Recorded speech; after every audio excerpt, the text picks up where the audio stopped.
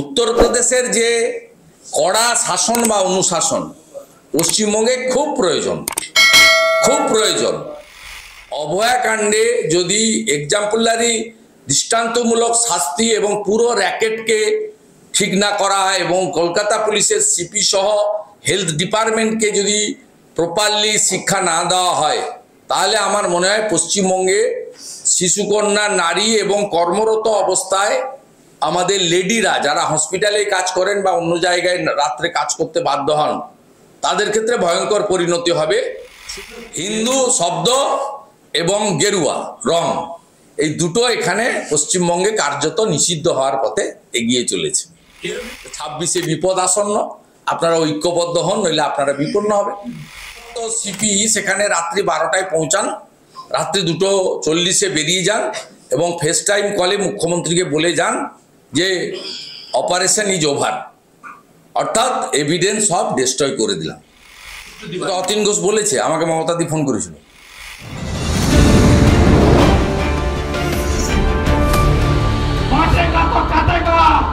एक रहेगा तो नेक रहेगा, এটা বাংলাতে খুব দরকার।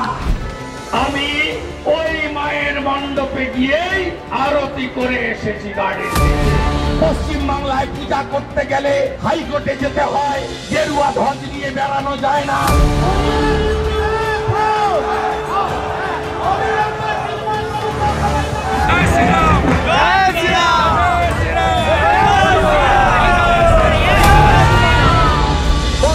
ভাগ হিন্দুকে এক করেছিলাম।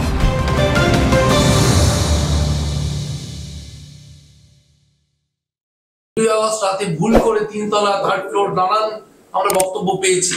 সেমিনার রুমের পাশের ঘর বাথরুম ভাঙচুর করা হলো। যখন সারা রাজ্য রাজ্জাগছে তখন আর্জিকর ভাঙচুর করছে কি দুষ্কৃতী। অতীন ঘোষ বলেছে, আমাকে মমতাদি ফোন করেছিল, আমার কথা তো নয়। মিডিয়াতে দেখিয়েছে ছোট ছোট ট্রাকে করে কারা এসেছে, এরা পার্টিকুলার কমিউনিটির গুন্ডারা যারা ভোট লুট করে, তাদেরকে সমস্ত জায়গা থেকে বেলগাছিয়া তো মূলত লিড করেছে, তার সঙ্গে কামারহাটি থেকে শুরু করে বহু জায়গা থেকে ছোট ছোট গাড়ি করে কয়েক হাজার মব অ্যাসেম্বল করা হয়েছিল এবং সব নন তৃণমূল কংগ্রেসের লোক। এবং অতীন ঘোষ তো বলেছে, মুখ্যমন্ত্রী আমাকে ফোন করেছিলেন, তিনি বলেছেন 13 তারিখে মুখ্যমন্ত্রী আমাকে ফোন করেছিলেন, তা ফোন করে এটাই বলেছিলেন। এবং কেউ না বলা সত্ত্বেও সিপি সেখানে রাত্রি 12টায় পৌঁছান, রাত্রি 2:40-এ বেরিয়ে যান এবং ফেস টাইম কলে মুখ্যমন্ত্রীকে বলে যান যে অপারেশন ইজ ওভার, অর্থাৎ এভিডেন্স সব ডিস্ট্রয় করে দিলাম। দেবরার বিধায়ক, তৃণমূল বিধায়ক, তিনি কার্তিক মহারাজকে জেলে ঢুকিয়ে দেওয়ার কথা বলছেন, সন্ত্রাসবাদী বলছেন। কোথাও গিয়ে দাঁড়িয়ে মনে হচ্ছে না যে বাংলাদেশের এরকম চিন্ময় প্রভুকে একজন হিন্দু সন্ন্যাসীকে জেলে ঢুকিয়ে দেওয়া হচ্ছে? এখানেও ঠিক একই জিনিসটা সাদৃশ্য দেখা যাচ্ছে না? এটা তো একেবারে বাস্তব। এরা গেরুয়া বসন, গেরুয়া রংকে আক্রমণ করেছে। মেটাল কালার করতে বলেছিল ভারত সরকার হেলথ এগুলোকে, ইনস্টিটিউশনগুলোকে, সেটা করেনি। ন্যাশনাল রুরাল হেলথ মিশনের গাইডলাইন ভায়োলেট করেছে। মেটাল কালারের সঙ্গে রাজনীতির কি সম্পর্ক আছে? হ্যাঁ, তার সঙ্গে রাজনীতির কি সম্পর্ক আছে? মুখ্যমন্ত্রী শিলিগুড়িতে গেছিলেন, ফিরেছেন বলে দমদম এয়ারপোর্টের গায়ে একটা বাড়ি, 3 তলা গেরুয়া কালারের বাড়ি, সেখানে সবুজ একটা চাদর ঝুলিয়ে দেওয়া হয়েছিল। আমি টুইট করার পরে পুলিশ গিয়ে খুলেছে। মুখ্যমন্ত্রী বাগডোগরা থেকে ওখানে নামবেন, ওখানে বরুণ নট্ট বলে একটা কাউন্সিলর ওখানকার এয়ারপোর্ট থানার আইসিকে নিয়ে গিয়ে সবুজ একটা কাপড় ঝুলিয়ে দিয়েছিল যাতে মুখ্যমন্ত্রীর চোখে গেরুয়া না লাগে। মুখ্যমন্ত্রী প্রকাশ্যে গেরুয়ার বিরুদ্ধে বলেন, তাই কার্তিক মহারাজের অপরাধ, তার মস্তক মুন্ডিত। কার্তিক মহারাজের অপরাধ, তিনি শাকাহারী। কার্তিক মহারাজের অপরাধ, তিনি গেরুয়া বসন পরে থাকেন। কার্তিক মহারাজের অপরাধ, তিনি চিন্ময় কৃষ্ণ প্রভু যেটা চেয়েছিলেন তিনি এই বাংলাতে ভারতবর্ষে সেটা করছেন, যা স্বামী প্রণবানন্দ ভারত সেবাশ্রম সংঘ সৃষ্টি করেছিলেন। কেন হরিচাঁদ ঠাকুর, গুরুচাঁদ ঠাকুর মতুয়া তৈরি করেছিলেন ইসলামীকরণের বিরুদ্ধে, নইলে কয়েক কোটি মানুষ ইসলাম নিয়ে নিত। 1907-8 সালে স্বামী প্রণবানন্দ হিন্দুদের অস্তিত্ব রক্ষা করার জন্য ভারত সেবাশ্রম সংঘ করেছিলেন। আজকে চিন্ময় কৃষ্ণ প্রভু বাংলাদেশের এখানেও আছে হিন্দুদের মধ্যে যে নানা মত নানা পথ যে বিভক্ত ছিল, সেই বিভাগটাকে রেখে ব্রাহ্মণ ক্ষত্রিয় বৈশ্য সদ্য রামকৃষ্ণ মিশন ঠাকুর অনুকূলচন্দ্র ইস্কন ইত্যাদি ইত্যাদি এই যে বিভাগ, সেটাকে বলেছেন রাখুন এটা, কিন্তু সামনে আনুন সনাতনী ভাবধারা এবং সনাতনী একতা। এই কাজটা চিন্ময় কৃষ্ণ প্রভু করেছেন। এই কাজটা এখানে কার্তিক মহারাজ প্রদীপ্তানন্দজি মহারাজ পূজ্যপাত করতে চাইছেন, তাই তৃণমূলের চোখে চক্ষুশূল হচ্ছেন। কারণ তৃণমূল 30% মুসলমান ভোট নিয়ে জিততে পারবে না, তাকে 15% হিন্দু ভোট চাই। আর কার্তিক মহারাজরা যদি সনাতনীর ঐক্যবদ্ধতা চান, আর যদি 70% হিন্দুর 70% হিন্দু এক হয়ে যায়, 49% হয়ে যায়, তাহলে তো সরকার বদলে যাবে। 39% হিন্দু জনজাতি অলরেডি ঐক্যবদ্ধ হয়ে বিজেপিকে ভোট দিচ্ছে, আর 5% সনাতনী জনজাতি যদি ঐক্যবদ্ধ হয়ে যায়, তারা ভাতার লোভ ছেড়ে নিজের ধর্মরক্ষা ধর্মরক্ষতি রক্ষিত এটাতে যদি চলে আসে গীতাতে, তাহলে বুঝেছেন বিপন্ন। এটা তো চেয়ার দখল করে রাখো, রোহিঙ্গাদের ঢোকাও, ডেমোগ্রাফি বলতে দাও, জনসংখ্যা পাল্টে দাও, হাম দো হামারা 4 আমারা 6 এইসব করে বাংলাকে হাতের বাইরে নিয়ে যাও এবং 50%-এর পরে মুসলিম পার্সোনাল ল বোর্ড শরিয়া কানুন লাগু করে দাও। তখন বলবে আমরা বাংলা ভারতবর্ষ থেকে আলাদা হয়ে গেলাম। এই চেষ্টা স্বাধীনতার আগেও হয়েছে। সেই কারণেই 1947-এর 20 জুন পশ্চিমবঙ্গ বিধানসভার, তখন নাম ছিল আইনসভা, সেদিন ডক্টর শ্যামাপ্রসাদ মুখার্জির নেতৃত্বে, এবং অস্বীকার করার উপায় নেই, ইতিহাস আমরা অস্বীকার করি না, জ্যোতিবাবুও সমর্থন করেছিলেন, 58 জন হিন্দু আইনসভার এমএলএ সেদিন ভোট দিয়েছিলেন আমরা ভারতে থাকব, আর 21 জন মুসলিম আইনসভার সদস্য ভোট দিয়েছিলেন আমরা তদানীন্তন পাকিস্তান অর্থাৎ পূর্ব পাকিস্তানে থাকবো, আজকের বাংলাদেশ। এটা পরিষ্কার, এই তো আজকে নয়, 47 সাল থেকে যে লড়াই, এই লড়াইতে হুমায়ুন কবির ঠিকই বলছেন যে প্রদীপ্তানন্দ মহারাজ সন্ত্রাসবাদী। তার অপরাধ, তিনি সন্ন্যাসী, গৃহস্থ জীবন ছেড়ে সন্ন্যাস ধর্ম নিয়েছেন। তার অপরাধ তিনি গেরুয়া বসন পড়েন। তার অপরাধ তিনি শাকাহারী, সম্পূর্ণ শাকাহারী। তার অপরাধ তিনি নেশাভান করেন না। তার অপরাধ তিনি বেদ উপনিষদ গীতা রামায়ণ মহাভারতের কথা উল্লেখ করেন। তার অপরাধ শ্রী চৈতন্যদেব স্বামী বিবেকানন্দ প্রণবানন্দের কথা তিনি বলেন। তার অপরাধ তিনি সনাতনীদের ঐক্যবদ্ধ হতে বলেন। 26-এ বিপদ আসন্ন, আপনারা ঐক্যবদ্ধ হন, নইলে আপনারা বিপন্ন হবেন। এই কথাগুলোর জন্য কার্তিক মহারাজ হুমায়ুন কবিরের মতো একজন সাম্প্রদায়িক লোক, ওটা হুমায়ুন কবির 2, ওটা হুমায়ুন কবির 1, যিনি বলেছিলেন আমরা এখানে 70 ভাগ 30 ভাগকে কেটে ভাগীরথীতে পাঠাবো, ওটা হচ্ছে হুমায়ুন কবির 1, এটা হচ্ছে হুমায়ুন কবির 2। তা উনিও অনেক কীর্তি করেছেন, ওনার বিরুদ্ধেও একজন ট্রাইবেল মহিলার অভিযোগ রয়েছে, মমতা ব্যানার্জি তাকে প্রোটেকশন দেয়নি, তার দলের এমএলএকে প্রোটেকশন দিয়েছে, তখন তিনি মন্ত্রী ছিলেন। তা তিনি কার্তিক মহারাজকে সন্ত্রাসবাদী বলেছেন, মানে বুঝতে হবে যে পূজ্যপাদ মহারাজ সঠিক রাস্তায় আছে।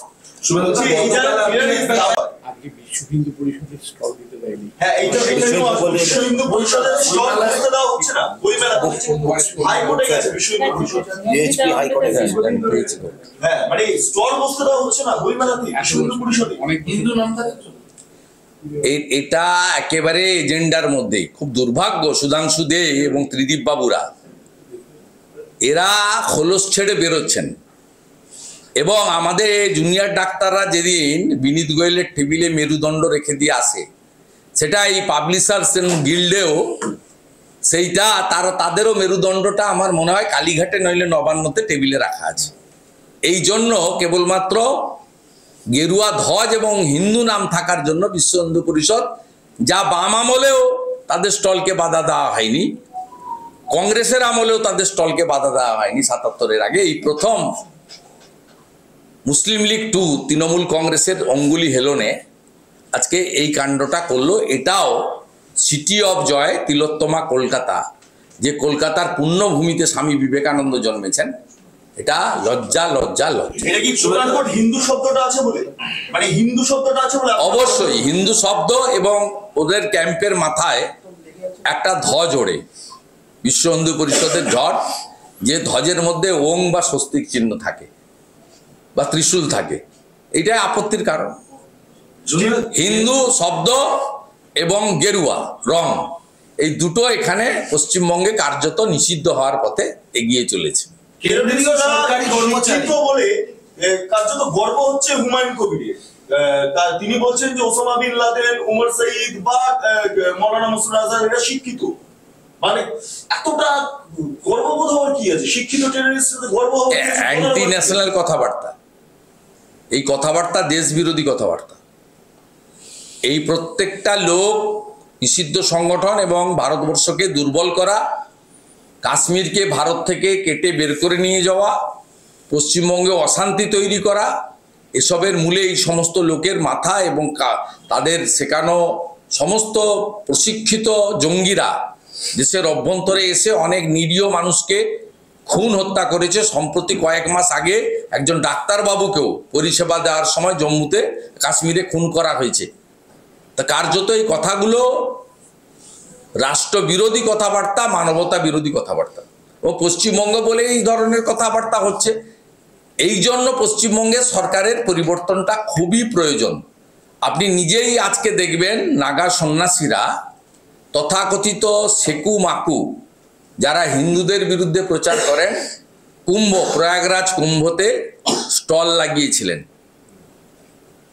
সেই স্টল থেকে হিন্দু বিরোধী সমস্ত বই ওদেরকে দিয়েই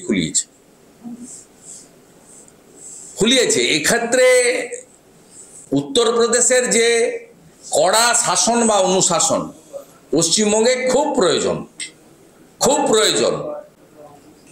একমাত্র শাসন এবং অনুশাসন এবং সরকারের যে দায়িত্ব সুরক্ষা এবং সুশাসন, যা যোগী আদিত্যনাথজির সরকার দিচ্ছে নরেন্দ্র মোদীজির মার্গদর্শনে, এটা পশ্চিমবঙ্গে খুবই প্রয়োজন। পশ্চিমবঙ্গের আমরা তো চেষ্টা করে যাচ্ছি, পশ্চিমবঙ্গের গরিষ্ঠ সংখ্যক মানুষ যদি এটা বুঝতে পারেন, তাহলেই আপনাদের এই প্রশ্নের সমাধানগুলো মিলবে।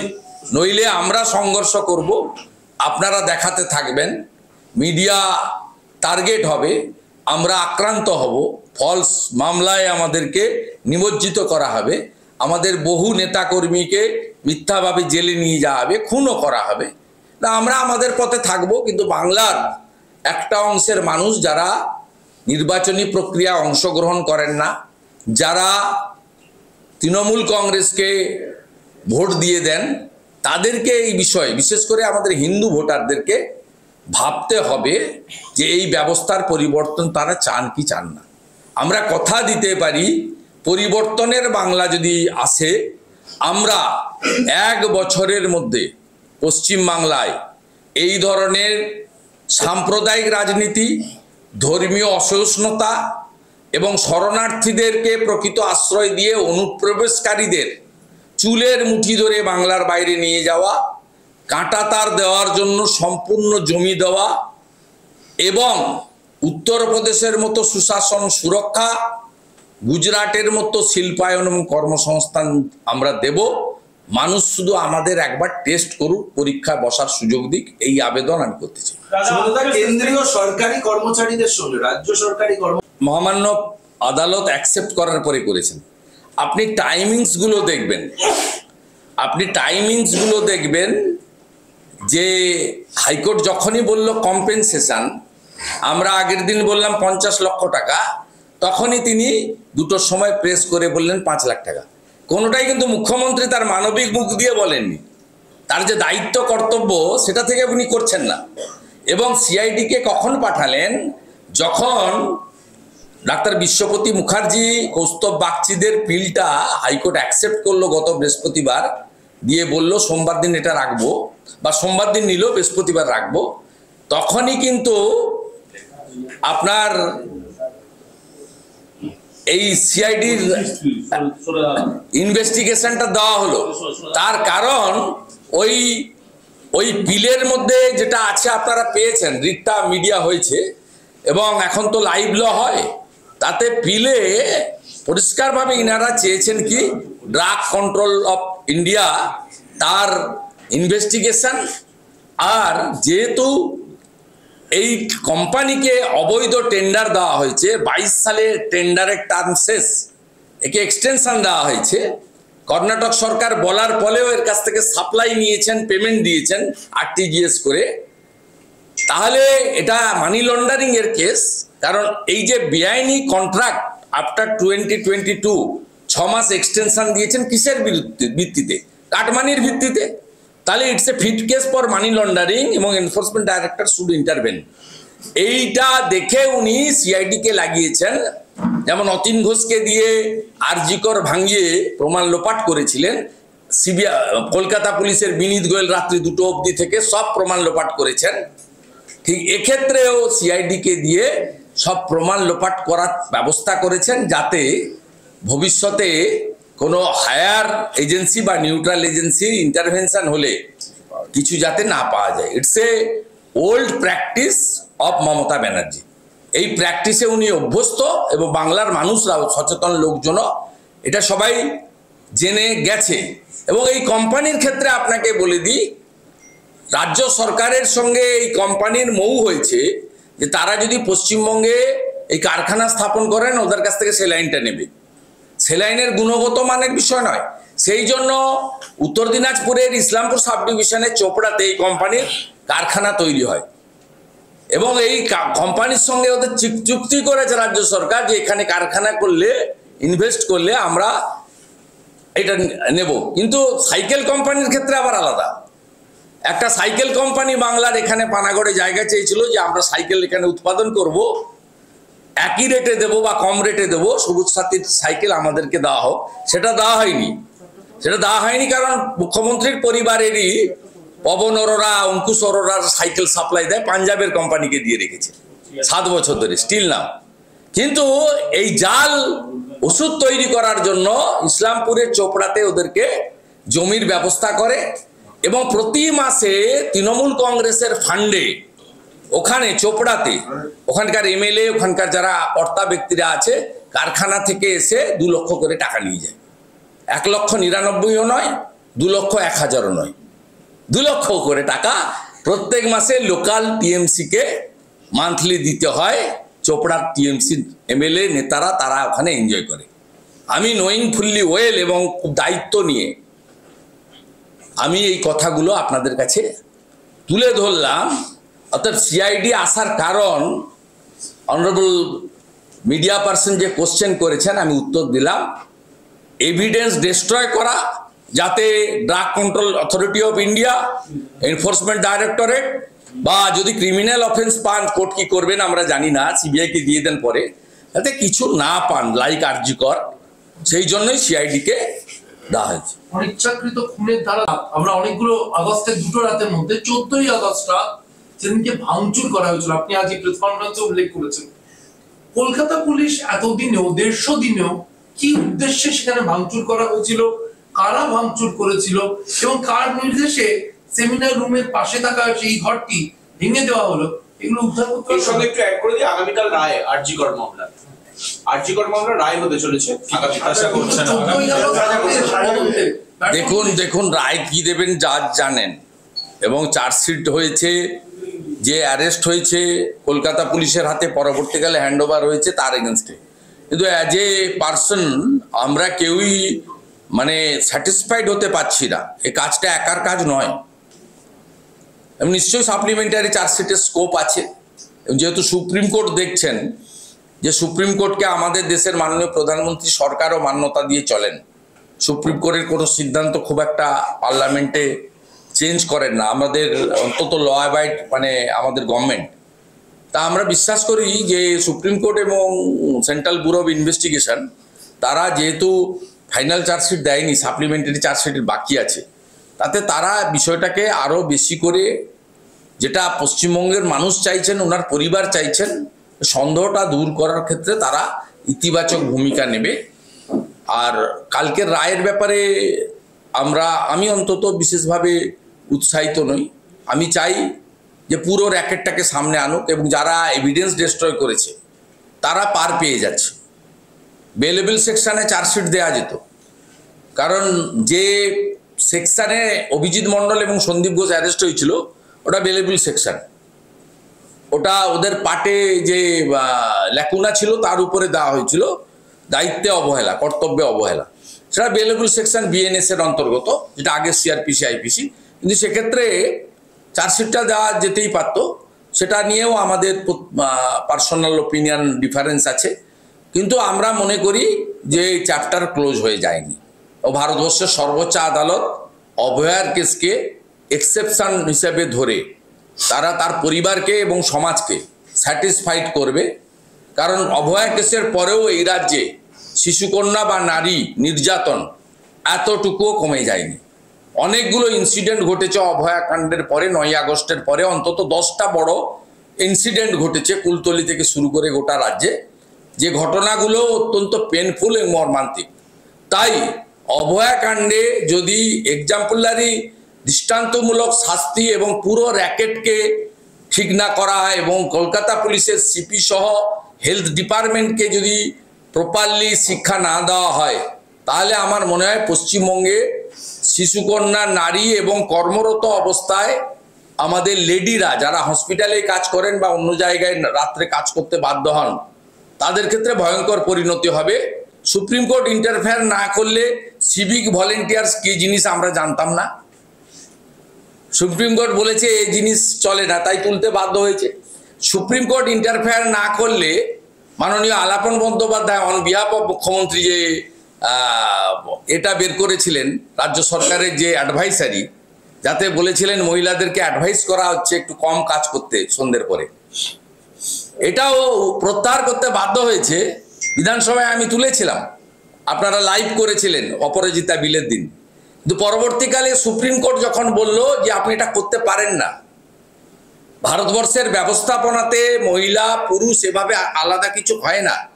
ইভিনিং এর পরে রাজ্যের মুখ্যমন্ত্রী, মহিলা মুখ্যমন্ত্রী বলতে আমার লজ্জা হচ্ছে, তিনি তার প্রধান উপদেষ্টা আলাপন বন্দ্যোপাধ্যায়কে দিয়ে প্রেস ব্রিফিং করে নোটিফিকেশন করলেন যে ইভিনিং এর পরে মহিলারা যেখানে যেখানে কাজ করেন একটু কম কাজ করুন, আওয়ারটা কমিয়ে দিন। তা আমার কথা নয়, রাজ্য সরকারের লিখিত সার্কুলারের কথা। এবং এটাও প্রত্যাহার হয়েছে সুপ্রিম কোর্টের প্রপার ইন্টারভেনশনের পরে এবং স্ট্রিকচারের পরে। তাই আমরা উই আর হোপফুল যে ফাইনালি ভারতবর্ষের সর্বোচ্চ আদালত সুপ্রিম কোর্ট তারা সমাজে এমন বার্তা দেবেন যাতে পশ্চিমবঙ্গে শিশুকন্যা, নারী এবং বিশেষ করে কর্মরত অবস্থায় যে মহিলারা রয়েছেন তারা প্রোটেকশন পান। লক্ষ্মী যদি বাড়ি চলে যায়, লক্ষ্মী ভাণ্ডার দিয়ে কোনো লাভ নেই মাননীয়া। আপনি একটা, কালকে আমি গ্রামে গেছিলাম, প্রত্যন্ত চন্দ্রকোনার ওই গ্রামে কৃষক পরিবারের, গরিব পরিবারের একটা মাকে আপনি কেড়ে নিলেন আর তার দায়ভার চাপালেন কতগুলো মেধাযুক্ত ডক্টরদের উপরে, যে ডাক্তারবাবুদেরকে আমরা মানুষরূপী ভগবান বলে মনে করি।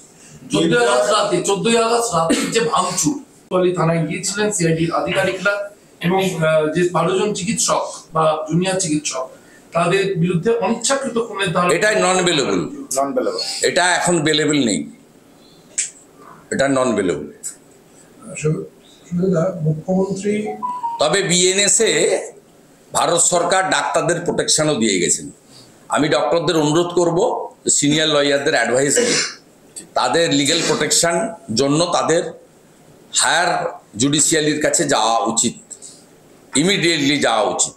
গতকালও আশফাকুল্লাহ নাইয়ার বাড়িতে যেটা হয়েছে কাকদ্বীপে, আমরা কন্ডেম করেছি। আমি নিজে আশফাকুল্লাহ ভাইয়ের সঙ্গে ফোনে, ভিডিও কলে, হোয়াটসঅ্যাপ কলে এবং কথা বলেছি, তাকে বলেছি যে এখানে কোনো পলিটিক্সের বিষয় নয়।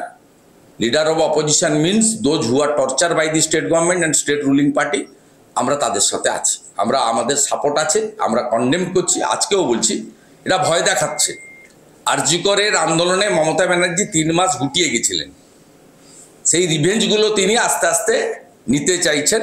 একজন প্রতিহিংসা পরায়ণ মুখ্যমন্ত্রী হাতে এই বাংলা পড়েছে এবং তাতে শুধুমাত্র আমরা যারা মেন অপোজিশন পার্টি বিজেপি নই, যারা প্রতিদ্বন্দ্বী তারা নই, শুধু ইনোসেন্ট কমন পিপুল এবং তার মধ্যে ডক্টর, লয়াররাও আছেন, ইভিন হাইকোর্টের জাজরাও ভিক্টিমাইজ হয়েছে। আপনারা জানেন যে জাস্টিস অমৃতা সিনহার পরিবার থেকে শুরু করে জাস্টিস রাজশেখর মান্তার বাড়ি পর্যন্ত অ্যাটাক করা হয়েছে, সবাই জানে।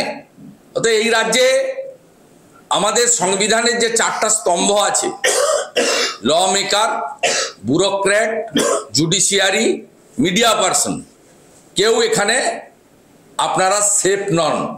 আপনারা প্রত্যেকটা হাউস, দুটো একটি হাউস ছাড়া বাদ দিয়ে প্রত্যেকে সন্দেশখালী এবং আরজিকরের ঘটনার পরে নানাভাবে আক্রান্ত হয়েছেন। আপনারা শুধু নন, পোর্টাল ইউটিউবার যারা আছেন তাদের অনেককেই জেল খাটতে হয়েছে, হ্যারাস হতে হয়েছে, তাদের অ্যাকাউন্ট পর্যন্ত সিজ করা হয়েছে নানাভাবে। বিগ হাউসের লোকেদের উপরও টর্চার হয়েছে। ক্যামেরাম্যান সহ একটা বহুল প্রচারিত ইলেকট্রনিক্স চ্যানেলের লোককে সন্দেশখালীতে ইভিনিংয়ে আফটার তার ডিউটি কমপ্লিশনের পরে করা হয়েছে। আরেকটা বহুল প্রচারিত চ্যানেলের একজন রিপোর্টারের আমাদের মুকুন্দপুর যাদবপুরের বাড়ি তছনছ করে দেওয়া হয়েছে। এরকম মাল্টিপল নাম্বার অফ এক্সাম্পল আছে। সেক্ষেত্রে এখানে কনস্টিটিউশনের 4টে যে পিলার, তার 4টে পিলারের কেউই সেফ নয়, সকলেই আনসেফ। এমন একটা রাজ্যে আমরা বাস করছি, এটাকে কার্যত বলা যেতে পারে স্বৈরতান্ত্রিক ব্যবস্থাপনা এবং জঙ্গলের রাজত্ব। আপনি আপনাকে যে আরজি করের কথা বললেন, এই প্রসঙ্গে সম্মানিত সাংবাদিক বন্ধুগণ, print media, electronic media, YouTuber, total সবাইকে আমি আন্তরিক শুভ সন্ধ্যা জানাচ্ছি। এবং আমাদের এই আজকে প্রেস বার্তার ব্যবস্থাপক, রাজ্য মিডিয়া সেলের যিনি কনভেনার ইনচার্জ, রাজ্য কমিটির সদস্য তুষার ঘোষ মহোদয় আপনাদেরকে ব্রিফ করে দিয়েছেন। আমার সাথে যে দুজন আছেন তারা অত্যন্ত সম্মানীয় ব্যক্তিত্ব এবং আমাদের দলের সম্পদ। আমাদের সহসভানেত্রী ডক্টর সেলের অন্যতম একজন আমাদের বিশিষ্ট লিডারশিপও দেন ডক্টর মধুসন্ধ্যা কর মহোদয়া, এবং আমাদের ডক্টর মুখার্জি আছেন, তিনি ডক্টর শরদ্দত্ত মুখার্জি, তিনি আমাদের ডক্টর সেলের কনভেনার এবং করোনা কোভিডের পিরিয়ড থেকে অদ্যাবধি জনস্বার্থে একজন রাষ্ট্রবাদী চিকিৎসক হিসেবে তিনি উল্লেখযোগ্য ভূমিকা এই রাজ্যে নিয়ে চলেছেন। তা আমি আপনাদের কাছে আমাদের ডক্টর সেল তথা আমাদের পার্টির যে স্ট্যান্ড সেটা নিয়ে বলতে চাই যে মাননীয় স্বাস্থ্যমন্ত্রী, অপদার্থ স্বাস্থ্যমন্ত্রী তথা রাজ্যের মুখ্যমন্ত্রী গতকাল তিনি এবং তার স্তাবক রাজ্যের মুখ্য সচিব মনোজ পন্থ দুজন মিলে এই যে সম্প্রতি স্যালাইন কাণ্ড বা ভেজাল ওষুধ কাণ্ড ঘটেছে এবং যার বলি ইতিমধ্যে একজন প্রসূতি মা এবং একজন নবজাতক ইতিমধ্যে হয়েছে, আরও কতজন অজ্ঞাত হয়েছে বিগত দিনে বা আগামী দিনে হবে তার ঠিকানা নেই বা জানা নেই কারোরই, আমাদের কোনো ধারণা নেই। তা সেখানে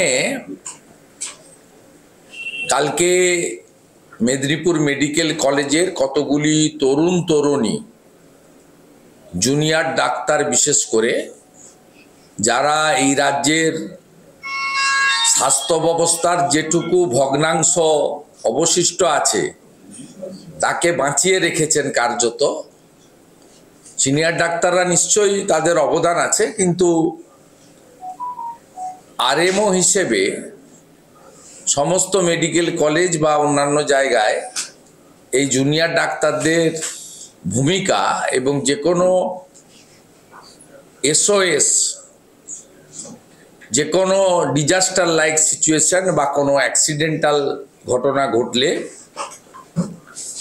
যেখানে স্কিল্ড ম্যান পাওয়ারের প্রশ্ন থাকে সেক্ষেত্রে জুনিয়র ডাক্তারদের ভূমিকা বা ট্রেনি নার্সদের ভূমিকা আমরা কেউ অস্বীকার করতে পারি না।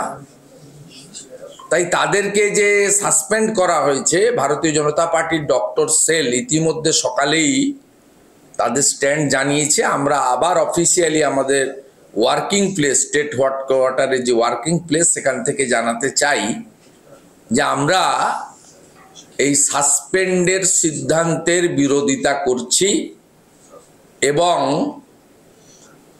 অবিলম্বে এই সাসপেনশন প্রত্যাহার করার জন্য অনুরোধ দাবি করছি। বিষয়টা মুখ্যমন্ত্রীর যে বরাবর একটা চালাকি, দ্বিচারিতা এবং মিথ্যাচার, তার প্রমাণ এই ঘটনার ক্ষেত্রেও তিনি দিয়েছেন। আমরা যে ক্ষেত্রে সম্প্রতি আরজিকর কাণ্ড বা অভয়াকাণ্ড যে নামেই বলুন, সেই ঘটনাতেও যখন সোচ্চার হয়েছে গোটা বাংলা, গোটা দেশ, পৃথিবীর নানা প্রান্ত, তখনও এই মুখ্যমন্ত্রী 10 লক্ষ টাকা ক্ষতিপূরণ, তারপরে এই ঘটনাটাকে চাপা দেওয়া, ঘটনার পিছনের রহস্য তাকে আড়াল করা, এভিডেন্স ডিস্ট্রয় করা, সব কাজটা তিনি তার সাঙ্গপাঙ্গদের নিয়ে করেছেন। এক্ষেত্রে আমরা প্রথম দিন থেকে আপনারা মিডিয়া এবং হেলথ ডিপার্টমেন্টের লিখিত যা হয়েছে, প্রেসের সামনে মনোজ পন্ত, নারায়ণ স্বরূপ, নিগমরা এসেছেন অনেক পরে, যখন আপনারা বললেন, আমরা বললাম মেদিনীপুরে বিজেপির যুব মোর্চা অ্যাজিটেশন করেছে, অন্য দলের লোকেরাও কম বেশি করেছে, আমি অস্বীকার করব না। তখন বাধ্য হয়ে বিকেলবেলা একটা প্রেস কনফারেন্স করেছিলেন। আমার মনে আছে আমি যখন অ্যাসেম্বলির গেটে প্রেস করি 2টো নাগাদ, তারপরে 3:30, 4টে নাগাদ একটা কাউন্টার প্রেস মনোজ পন্ত, নারায়ণ স্বরূপ, নিগমকে দিয়ে মুখ্যমন্ত্রী নবান্নতে করান। তার আগে ওরা মুখ খোলেনি, কিন্তু মুখ খোলার দরকার নেই। আমরা যে ডকুমেন্টগুলো আমাদের হাতে আছে, সেই ডকুমেন্টগুলোর মধ্যে 8ই জানুয়ারি ডেপুটি সেক্রেটারি স্বাস্থ্য ভবনের হোয়াটসঅ্যাপ মেসেজ সমস্ত এমএসভিপি, সুপার, সংশ্লিষ্ট সকলকে তিনি দিয়েছেন যে পশ্চিমবঙ্গ ফার্মাসিউটিক্যাল যে কোম্পানি, এই যে আরএল নাম যে স্যালাইন বা ইঞ্জেকশন থ্রু স্যালাইন, এটাকে ব্যান ঘোষণা করা হচ্ছে এবং আপনারা স্টক থাকলে অলরেডি ইউজ করা বন্ধ করুন। 8 জানুয়ারি এটা ডকুমেন্ট। সেকেন্ড, 14ই জানুয়ারি মকর সংক্রান্তির দিন, সেই দিন লিখিতভাবে ডেপুটি সেক্রেটারি প্রোটেকশন না চান বা না পান, তাহলে তাদের গ্রেপ্তার করার অ্যাম্পল স্কোপ এই vindictive lady, worthless health minister of our state Mamata Banerjee, তিনি তার পুলিশকে দিয়ে নেবেন। আমরা এক্ষেত্রে ভারতীয় জনতা পার্টি এবং as a leader of opposition এবং আমাদের ডক্টর সেলের 3 জন রেসপেক্টেড লিডার্স এখানে আছেন, অত্যন্ত সেন্সিবল লিডার এরা। এই লিডাররা তাদেরকে লিগ্যাল সাপোর্ট দেওয়ার জন্য প্রস্তুত আছে, যদি তারা চায়। ফুল সাপোর্ট দেওয়ার জন্য আমরা রেডি আছি, যদি তারা আমাদের ডক্টর সেলের সাপোর্ট চায় বা এলওপির সাপোর্ট চায়। তাই আমাদের আজকে প্রেস বার্তার 3টে পার্ট। একটা হচ্ছে অবৈধ সাসপেনশন এবং এফআইআর এর আমরা নিন্দা করি। দ্বিতীয় হচ্ছে কর্তব্য অবহেলার টার্ম আসতে পারে না, কারণ রাজ্য সরকার তার স্বাস্থ্য দপ্তর অন রেকর্ড এই কোম্পানি এবং এই ওষুধকে ভেজাল ডিক্লিয়ার করে ব্যান ডিক্লিয়ার করেছে, অন রেকর্ড, ডকুমেন্টারি এভিডেন্স, ভার্বেলি নয়। থার্ড পার্ট হচ্ছে এই জুনিয়র ডক্টররা যে কোনো ধরনের লিগ্যাল সাপোর্ট চাইলে ডক্টর সেল, বিজেপি এবং লিডার অফ অপোজিশন, আমরা we are ready to rendering our both hands. শুধু তাই নয়, কলকাতা হাইকোর্টে যে 2-3টি পিল হয়েছে, তার মধ্যে একটি পিল ডক্টর সেলের doctor Bishwapati Mukherjee with advocate Kaustav বাগচির মাধ্যমে করেছেন। তারা করেছেন, ওটা তাতেও আমাদের ফুল সাপোর্ট রয়েছে এবং তার ফলে এই আপনারা নিজেরাই দেখেছেন স্পেশাল সেক্রেটারি হেলথ স্বাস্থ্য ভবনে আমাদের বিজেপির 15 জন এমএলএর সঙ্গে যখন শর্ট ইন্টারাকশন করছিলেন, যখন আমরা বলি কর্ণাটক সরকার আপনাকে 13ই ডিসেম্বর 2024 অ্যালার্ট করেছে, তিনি বলেছেন আমরা 10ই ডিসেম্বর 2024 জেনেছি।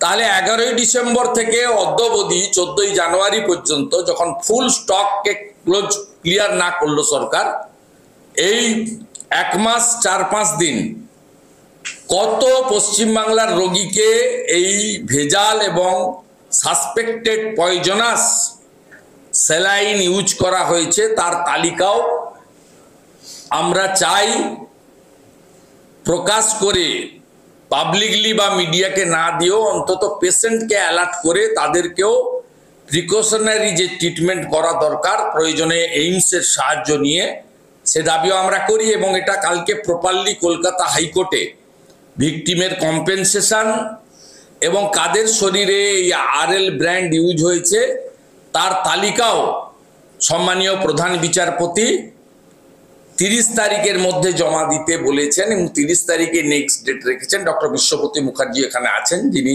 পিলের ফার্স্ট সিগনেটরি। সেক্ষেত্রে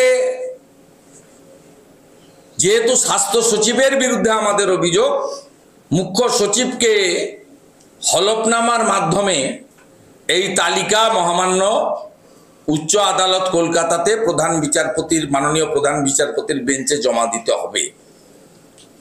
সেটার জন্য এখনো 10-12 দিন টাইম আছে, কিন্তু আমরা চাই জনস্বার্থে রাজ্য সরকারের স্বাস্থ্য দপ্তর এটাতে রাজনীতি, ইগো, দম্ভ, অহংকার 220 আমাদের কারোর কথা শুনবো না, 6টা উপনির্বাচনে জিতে গেছি, বিরোধী নেই, এসব যে মাথার মধ্যে কাজ করছে আপনাদের, এইটা ছাড়ুন। অন্তত এই ইস্যুতে এটা করবেন না। ওদেরকে অ্যালার্ট করুন, ওদের চিকিৎসা দেওয়ার ব্যবস্থা করুন। টেকনিক্যাল কোনো বিষয় থাকলে ডাক্তারবাবুরা বলছেন, সেটা শুনেই আমরা বলছি, I am not doctor or expert. ডাক্তারবাবুরা সব টক শোতে বলছেন যাদের ইমিউনিটি পাওয়ার বেশি তারা হয়তো এটাকে ঠেকিয়ে দিতে পারবে, যাদের ইমিউনিটি পাওয়ার নেই তাদের হয়তো এফেক্ট হবে। এবং কতটা পরিমাণে এখানে এই টক্সিন ঢুকে আছে সেটা ল্যাব থেকে যখন মহারাষ্ট্রের পুনে থেকে যখন আসবে তখন পরিষ্কার বোঝা যাবে। এক্ষেত্রে আরেকটা পয়েন্ট বলে আমি আমার বক্তব্য কনক্লুড করব, সেটা হচ্ছে পোস্টমর্টম রিপোর্টে সেপ্টিসেমিয়া বলা হয়েছে, তাহলে কর্তব্যে অবহেলার বিষয়টা আসছে কোথা থেকে?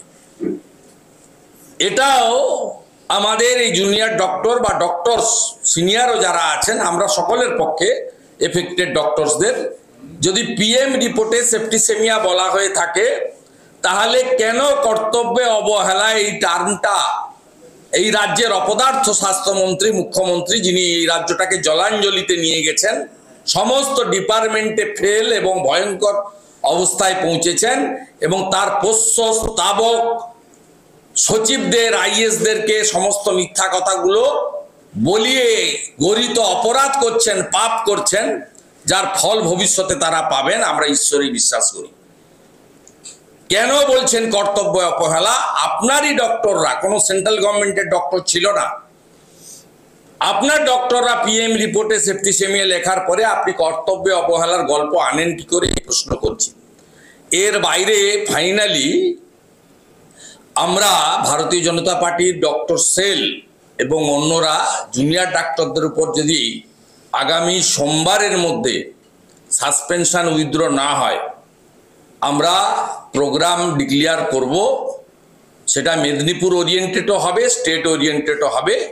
সেটা ডক্টর শরদ্দত্ত মুখার্জি সকলের সঙ্গে কথা বলে তিনি সোমবার দিন বিকেলে প্রোগ্রাম ডিক্লেয়ার করবেন এবং ডক্টর সেলও থাকবে এবং এমএলএ এমপি যারা আমরা অ্যাভেলেবল হব তারাও সঙ্গ দেব এবং আমাদের অন্যান্য যারা আছেন তারাও, সবাই মিলে জনগণ এবং নাগরিক সমাজ